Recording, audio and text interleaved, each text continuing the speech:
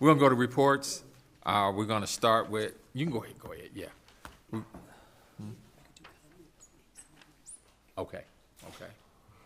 We'll do council report, recreation department. The community bike ride. The first community bike ride of 2026 will be held on Saturday, June 6th from 10 a.m. to 11:30 a.m. The meeting location will be the front parking lot of City Hall. Water will be provided, and free helmets will also be available. Will they get to keep the helmets? They do. However, we don't have adult helmets. All we have is kids. Like I was going to go anyway. I don't even know why I'm asking. Summer concerts. Concerts begin June 10th and will be held every Wednesday from 6:30 p.m. to 8:30 p.m. at the Community Park Gazebo. The summer concert list can be found on our Instagram, Facebook, website, in the Recreation Department, and in our new Recreation Guide magazine. June 10th celebration. Our June 10th celebration will be held Saturday, June 13th from 11 a.m. to 3 p.m. at the Greenwood Farm Community Park. Please stop by to celebrate with cultural games, music, and fun. Community garage sale. Registration for our community garage sale is open. It is free of charge to register. Community garage sale dates are July 30th, July 31st, and August 1st, with operating hours from 9 a.m. to 5 p.m. All garage sale permits with the building department will be waived for the days of the event. Please contact the Recreation Department to register your property to participate in the garage sale event. Service Department report. Week of May 11th. During the week of May 11th, the Service Department completed extensive park maintenance, facility upgrades, seasonal landscaping across the city. Crews focused heavily on Richmond Park, excavating concrete work, spreading washed gravel, installing security boulders along the drive path, and painting the restrooms and trimming trees. The spray ground was prepped for the season alongside pool area leaf cleanup, drain clearing, and the installation of gazebo benches. Regular sanitation and operations continued seamlessly with the citywide grass cutting, soccer field painting, and comprehensive trash removal and restroom cleaning at Deshaun Park, Richmond Park, and the Community Center, City Hall, and local ball fields. Key infrastructure improvements also included installing a new drink fountain at Deshaun Park, applying coal patch to Austin Lane, managing the Richmond dump dirt mound, and saw cutting a water break at Nan Lynn. Beautification and community enhancement efforts were also a major priority this week, marked by city representatives attending the 2026 Tree City USA Awards ceremony in Strongsville. Teams completed significant landscaping, mulching, and floral planting at the War Memorial, Fire Department, Police Station, and City Hall. Similar neighborhood cleanup and planning incentives were successfully executed at Georgetown, Carey J. Pilsen Drive. Crews supported municipal assets by completing routine equipment care. They also removed a dead tree on Rushmore Court, handled wildfire removal, and cleaned the local park bathrooms. The week of May 18th, the Service Department heavily prioritized city-wide preparations for the upcoming Memorial Day event, ensuring all public spaces and monuments were pristine for the holiday weekend. Crews advanced crucial beautification and landscaping projects, which included hanging decorative flower baskets throughout the city and mulching and prepping the City Hall landscaping for seasonal planting. Extensive groundskeeping included grass cutting at both the Sand and Richmond Park. Citywide chipping was done this week, along with the tree removal on Catlin Drive. A concentrated effort was made to finish the War Memorial and Richmond Park for the Memorial Day ceremony, all while staff managed daily trash removal from high-traffic areas, including parks, ball fields, bus stops, and city facilities. Alongside holiday preparations, the department successfully managed critical infrastructure challenges, including resolving a power outage at the pool house, concession stand, bathrooms, and addressing a sewer sanitary line issue at Richmond Park.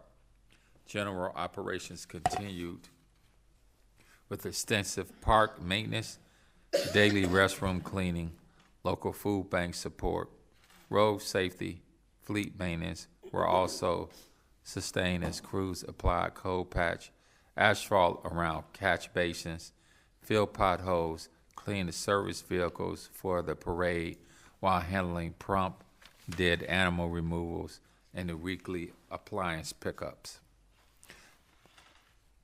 Mechanics report, key vehicle repairs and department support.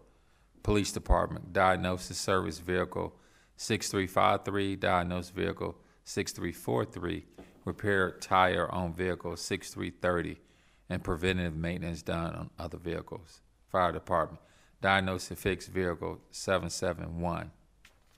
Service department, oil change done on truck 29, installed tailgates on truck 8 and 19, freed up frozen lock jams on 19, service truck 42, service backup blower, service the mowers, replaced the battery in the chipper truck number 20, switched the buckets on the loader, worked on wiring on a truck, diagnosed the bucket truck issue, installed flags on the truck, washed side by side for the parades. General tasks, dropped off truck 17 at the dealership for maintenance, ordered and stocked parts, made brackets for signs and other miscellaneous work. That was, what was that? What was the first one? That was, did I do this? Who is this? Cameron. Okay. Did I do engineering yet? Can I do a correction? Who? I just want to add a correction. We actually have 2 water fountains, and they will each go in, one in Community Park. The other one will, I think, go into the Sand Park. Also, there will be a renovation to Greenwood Farm Home. The porch, we won't demolish it.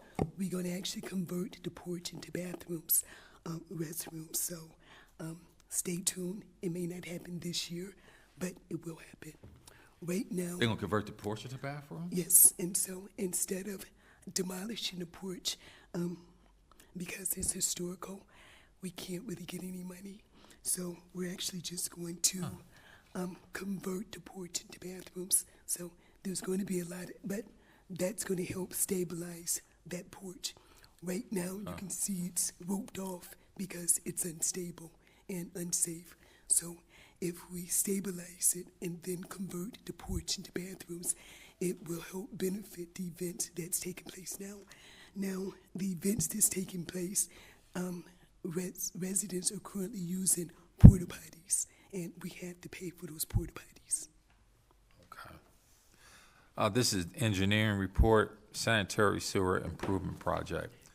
The contractor has substantially completed the work in the first 2 areas, Meadow Lane, Rafford, and Maris and Edgewood. The final portion of the project is the sanitary sewer extension on Richmond Road. The contractor has installed the new sanitary sewer along Richmond Road and has demobilized while they wait for stainless steel material for the Nord's drop shaft. CWD project, Highland Trubisky transmission main renewal phase 2. 2 crews have been and will continue to work Monday through Friday at both ends of Trubisky. The contractor is on schedule for July 1st turn-on date, with restoration work followed behind. Trubisky stormwater concerns. The city engineer for South Euclid and I met with the resident at 504 Trubisky on Wednesday, April 22nd, to talk about his concerns. Following the meeting, I discussed the Trubisky Woods stormwater basin with the Cuyahoga County Soil and Water Conservation District. They did inspect the basin last year during the dry conditions. They agreed to re-examine it after a large rain event to see how it is functioning. I have also reached out to Cuyahoga County, which maintains our sanitary sewers, to see if they have flow data near Donald and Geraldine Avenues. They did not, but agreed to install flow meters to help determine if stormwater is getting into the sanitary sewers. On Wednesday, May 20th, the law director, city engineer, and service directors for South Euclid and Richmond Heights had a meeting to discuss the potential subdivision in South Euclid off Trubisky. South Euclid was planning on meeting with the developer within the week to discuss the concerns and report back to us. Okay. We got anybody else? Okay. Do you want to say something? Yes. Go ahead. I was in that meeting last week with South Euclid, Okay. and the proposed development in South Euclid has, at least at this point, been held up, not only because of some sanitary issues that have been raised here, but also stormwater issues. Mm. And so I believe that it would be held up until the stormwater issues are resolved, which I understand are significant. Wow. And also to hopefully get some testing done by Cuyahoga County with the sanitary sewers in terms of getting flow meters into the sanitary sewer. Okay. That's where things stand at this. Okay. Thank you for attending that. That sounds like a real problem there. Yes. Do we have any comments from our community at this time? Yes. Okay.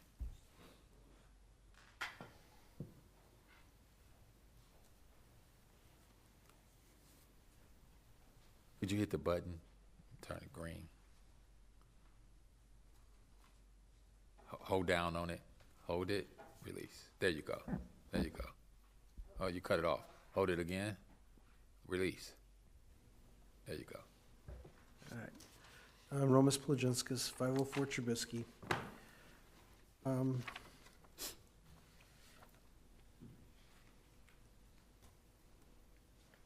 The sanitary issue over there is a lot more involved than anybody is explaining to you guys. That stormwater is a major problem there. The sanitary sewers, a major problem. And I don't know if the engineer knows it, but Trubisky Woods was completely flooded out. You know, sanitary sewer backed up in all the houses over there too. But because it's an HOA, nobody seems to care. But the problem is they do care. So somebody needs to address that better than just, you know, oh, we're just gonna do some testing and, you know, 2 years, 3 years from now, we'll come back. But every time it's a heavy rain, people get flooded. And it gets a callous attitude when you come to council and you hear all this stuff and you hear people, well, we're going in there and then, yeah, we had a meeting and great, we have it all solved. No, you don't. So I'm not particularly happy. What's other disconcerting is when I come down the street and have my neighbors come up to me and say, oh, by the way, did you know that they raised the water pressure and they blew out our water line and their water line? And I says, well, nobody told us, anybody about it. So when somebody is in construction and they decide to increase the water pressure, they need to tell everybody on the street, not just, oh, well, you asked, oh, I'll let you know. You know, who's gonna pay for all the damage that happens to the houses? You know, and I just found out about this about a half hour before I came over here. So that's a little disconcerting. You know, nobody seems to care about what the residents want. Everybody seems to care, okay, well, you come in here, you tell us your problem, we'll listen, and then you just go away. That's nice. That's the way it's really nice, orderly council meetings. So that's not the way you should be doing it. And I can't even clean up my basement because I don't know when the next storm's gonna come. People across the street, the lady that was here before, where she got flooded with 7 times, you know, she's trying to figure out whether or not to put another $40,000, $50,000 in her basement. The other neighbors are just as concerned. And I sit here and I just don't know how to get people's attention. You know, you can come over here, you can yell and scream and shout, you can do all this stuff, and then council president comes up, oh, we're making new rules and all this stuff, so you don't do that stuff. You hear about other councils and meetings in other cities where people get unruly and yell and scream and shout. I'm not gonna do that. You know, I know how to put a monkey wrench in everything. I'm not going to. But, you know, you guys gotta respect the residents. You know, we need somebody to listen. Come out there. The only place we see council people is if we come here and scream and shout. There's no council meetings. There's no place where they have any office hours or nothing. So I'm a little perturbed. But I'm not gonna blow up like I did last time. This is something that needs to be addressed. You guys say you wanna listen. Well, go out and talk to the people. You know, I go walking down the street, you know, and the gentleman that had the garage issue that we had, he just passed away. And I was wondering why all the grass was never cut. So they flagged me down because I had offered to cut it. And they told me, they paid me. I says, heck no. You know, I'll be there tomorrow. I'll double cut it because it's, you know, like 8, 9 inches tall, and so I'm gonna give it a decent cut. But that's where neighbors take care of neighbors. And I'm hoping that the council people will try to take care of the residents and their constituents as neighbors and treat them neighborly. So, all right, I'm not gonna. Is there any other community members that have anything to report or say at this time? Yes. Good evening. Good evening. How's everybody? Good. Good evening, Mayor Thomas. I just wanted to talk briefly about. Could you state your name and address, please? No Sure. problem. My name is Deidre Jones, and I've been a resident of Richmond Heights for about 7 years. I live at 5227 Maris Lane, in the development right behind the new Bell Oaks that's popping up. So what I wanted to do was just kind of address an issue that has been going on for 7 years. I live at the end of the cul-de-sac in my development, and there is a basin that when it rains, the water rises to very high levels. It's been going on for about 7 years. What we've been used to is that after about 24 hours, the water drains from the basin, but it's gotten worse every year. It rained a couple of months ago. It was a really hard rain, it was a long rain, and the water came all the way up to almost the top of the grass at my backyard. 24 hours later, it was still there. The water has not drained from the basin in 2 months. And when it rains, it will drain a little bit at a time now, but when it rains, it just goes right back up to the top. So my concern is that at some point, if it rains just hard for a couple of days, that water is going to rise to the levels where it starts to come into my basement. And I'm actually on an incline, but the way the water has risen, that night that it rained so hard, I was actually afraid that the water was going to rise to where it impacted my property, but it didn't. But again, it only takes one good, long, hard rain for this to happen. And like I said, we've been doing this for about 7 years. I know you guys can't see. This is what it looks like behind my house, if I may.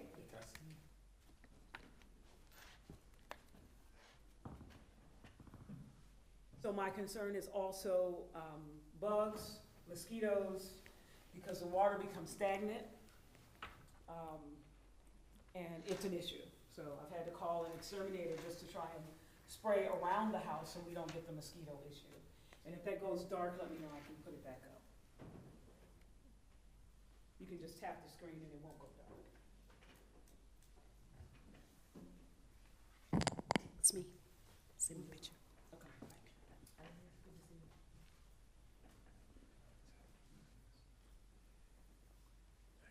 So if there's anything you guys can do, I would greatly appreciate it. Again, my fear is that at some point it's going to rise and go into my basement. And that's all I have. Thank you very much. You. Is there anybody else from the community will have something to report at this time? No. Okay, we're going to adjourn the committee of whole, and we're going to move right into our council meeting. So committee of whole meeting is adjourned, and calling the city council meeting of May 26, 2026 to order with the Pledge of Allegiance. I pledge allegiance to the flag of the United States of America and to the republic for which it stands, one nation, under God, indivisible, with liberty and justice for all.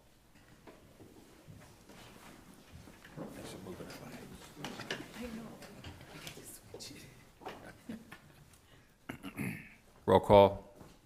President Jordan? Here. Justice? Here. Nelson? Here. Robinson? Shaw? Here. Silver? Here. Ursu? Here. Motion to excuse Councilman Robinson, so move. Second. Gordon? Yes. Justice? Yes. Nelson? Yes. Shaw? Yes. Silver? Yes. Ursu? Yes. Motion to approve the minutes of the city council meeting from May 12, 2026, so move. Second. Jordan? Yes. Justice? Yes. Nelson? Yes. Shaw? Yes. Silver? Yes. Ursu? Yes. So we completed reports. We're moved to end community comments. So we're moved. Chief. Oh, I'm sorry. Fire Chief Mark Newman. Thank you, Council I forgot President you Jordan. guys It's are okay. Mayor Thomas, members of the council, and members of the community. I'll try to be brief. Our annual testing of fire hydrants began on Monday, May 11th. We should be completed with that first week in June. After we finish with the hydrant testing, the hydrant painting project will begin the 3rd and 4th week of June. Swarovski Construction will be doing the painting, and that'll take several weeks to get through the whole city. Our goal is to have it done by Labor Day.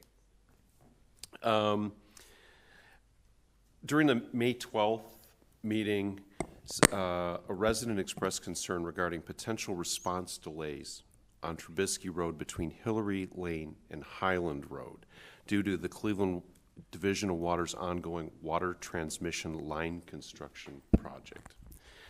Over the past year, the Division of Fire has responded to 15 emergency incidents in this area. 9 of those incidents were EMS, 4 were fire service calls, and 1 was a motor vehicle accident. Review of these incidents shows that there was no delay in response, arrival, or service that was attributed to the construction activity. Earlier today, I drove the non-emergency route from the fire station to the farthest point within the affected area. That route currently is up Richmond Road to Hillary and down Trubisky. The other way to get out of that community would be to go to Monticello. So I went non-emergency in my SUV to see what it was like. And from the fire station, 2 traffic signals and 3 stop signs, it took me about 4 minutes and 15 seconds to get to the most remote location, which was Highland and Trubisky, where the barricades are at. That's going non-emergency. That's stopping for the stop signs, stopping for the traffic signals, and trying to maintain 35 miles an hour. So in that, I drove, it is down to 1 lane on that section running from Hillary north to Highland. It's controlled. The construction equipment is out there. My SUV, I was able to safely navigate through there. It's an Explorer. I was able to stop at each address in front of the homes, and I was able to gauge, having driven a ladder truck for many years myself, that I could get through there with the ladder truck, and I'm quite confident that our much younger firefighters could as well. So it doesn't, per Justin Hasselton, the contractor is on schedule for a July 1st turn-on date for the water, with restoration work to begin after that. So it'll be back to 2 lanes by that point in time. Only as it applies to emergency response. I just want to emphasize that emergency response in no way has been compromised by this construction project. I take response times very seriously. We get there quickly, we take care of business, and we try to do it at a reasonable cost, and above all else, we're always nice. But we are good in that area, and I did want to let council know that. But I went back and I checked the statistics, and since May 27th of 2025, we responded 15 times to emergency calls for service in that one area. With that, the Division of Fire is pleased to report that our submission to the Ohio Fire Chiefs Association with Enbridge Community Safety and Paramedicine Program has been approved. And what we asked for was 36 carbon monoxide detectors. It was a small grant, but 36 carbon monoxide detectors. We have a very robust program with the American Red Cross for smoke detectors and smoke alarms. But carbon monoxide detectors are always elusive. The cost is considerably higher than a smoke alarm. So I'm always looking for grant activities for that to supplement that. And 36 carbon monoxide detectors will get a good start. And so we do run into homes where this is an issue. We do get contacted where people are looking for avenues to get these detectors. Once received, we'll be able to go out, as we do with the smoke detectors, and we'll be able to install them in the homes for the residents as well. We also received, I didn't ask for it, but we received it.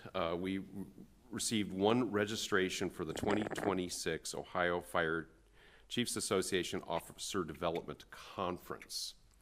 So we'll be sending 2 of our 3 lieutenants. One of our lieutenants works for another organization where he was given the comp for the conference, and then one of our lieutenants, so we'll be able to send 2 lieutenants to this activity, which is really good.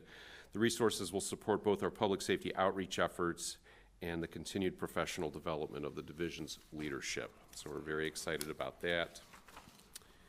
And that concludes my report. I'd be happy to take any questions. Yes, sir. So if there was an emergency, you would probably have to back out of that? Yes, absolutely. And did you know that, and this is a real stat, they're all real stats when I give them to you, that 90% of motor vehicle accidents involving public safety apparatus happens when the vehicle is in reverse. That's why we have, we require by policy a backup person whenever these vehicles are backing. And we also have camera technology in all the vehicles. So backing out, yes, we are very proficient at using backup people to back these vehicles out of tight situations. Our ladder truck, too, is a cab over design with a single axle in the back, so it's quite maneuverable for as big as it is. So it is a challenging area, and it is torn up, I'll give it that, but we are able to get in it and take care of our residents. Thank you for doing that, Chief.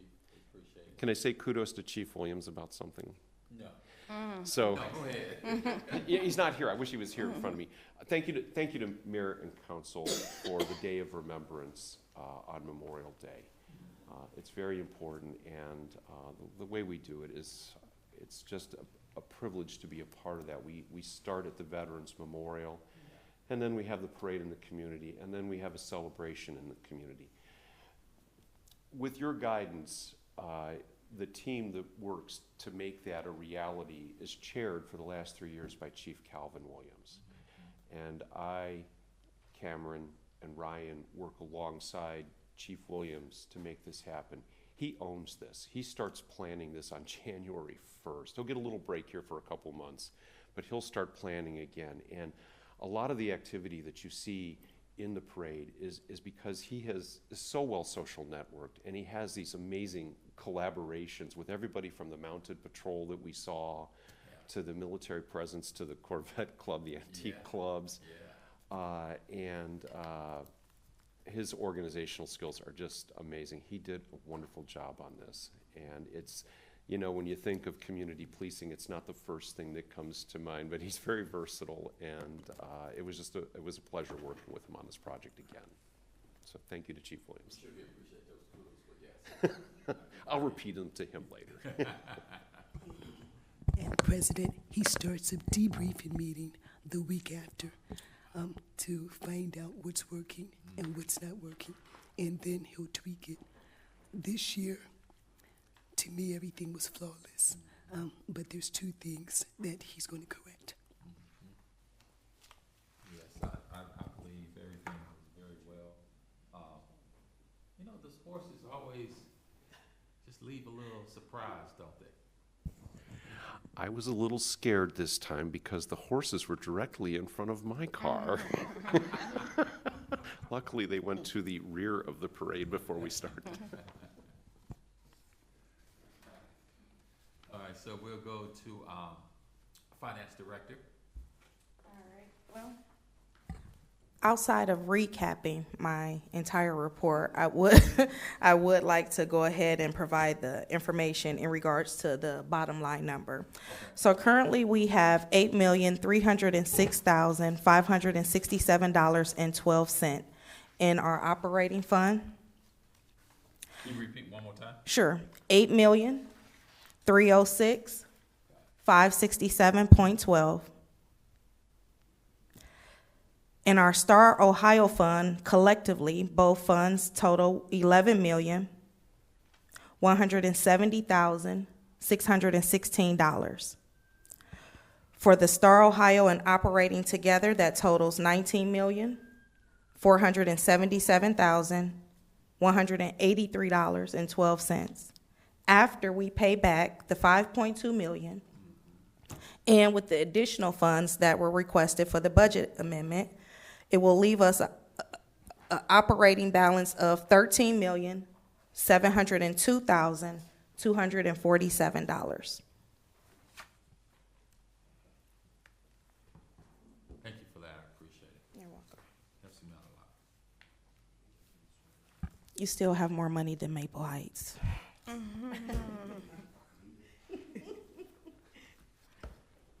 other reporting? No, that's it. Thank you for that. Any questions on that report? Okay. And President, what Travion can do is actually mail out the reports to you as she does every month. Thank you. Building Director?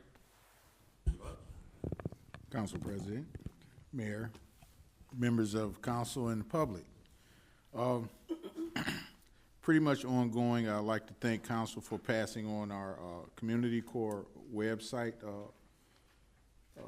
information, as some of you have, and it's becoming more frequented by some of the residents. So I appreciate that for those that have participated.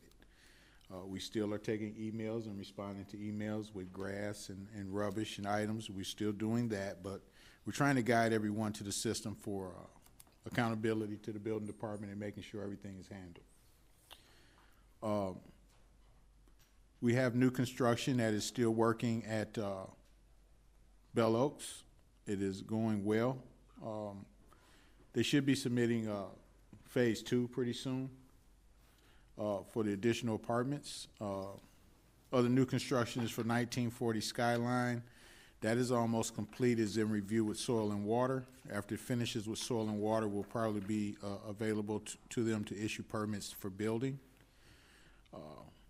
156 Brush Road. A while back, you all passed a development with 6 homes. This is one of the homes that was submitted, the first one. We're almost finished. That is also with Soil and Water. And we have partnered tremendously with Service on the grass cutting. We have a pretty good system now that we use Community Core, and they're assigned a project to go out and cut the grass. They can also actually create an invoice to send to the residents, so that's been a great activity there. And it's also working well with the rubbish pickup as well. If you have the opportunity with your constituents, because we've noticed that a lot of spring cleaning is coming about, we get couches, we get move-outs, we get those type of things. They should be calling Waste Management for bulk waste pickup. We are letting them know when we do the notice. It's been responsive once they see they can do that. So if they should happen to give you a call or say something, please share that information. Other than that, if there are any questions, I'll be glad to answer.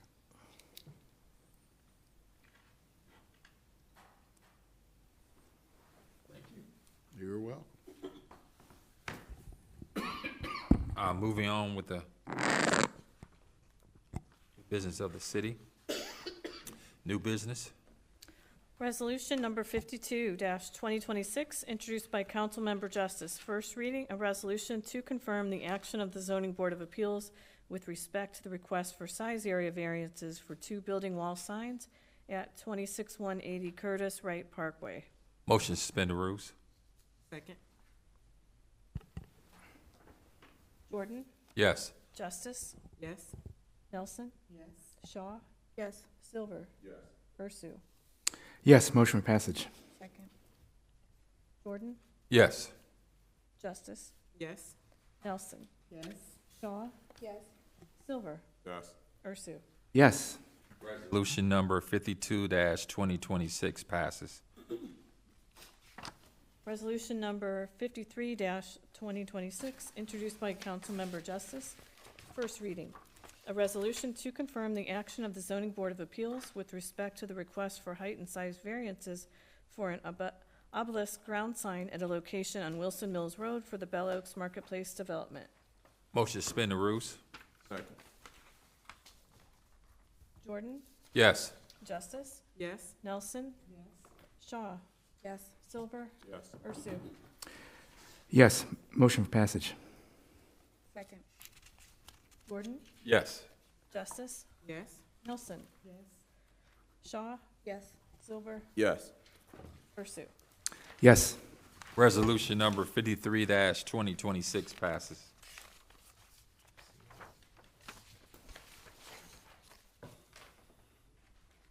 Ordinance number 54-2026, introduced by Shaw, first reading.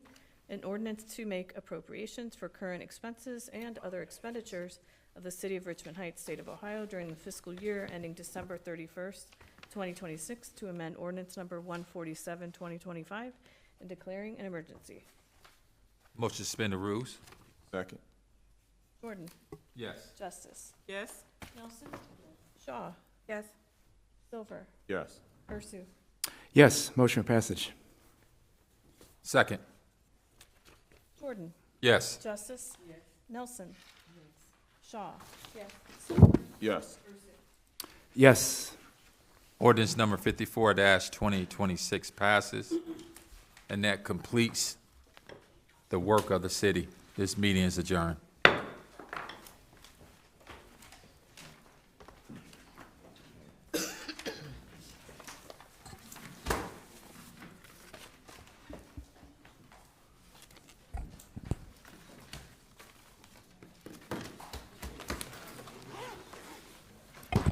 Take a while.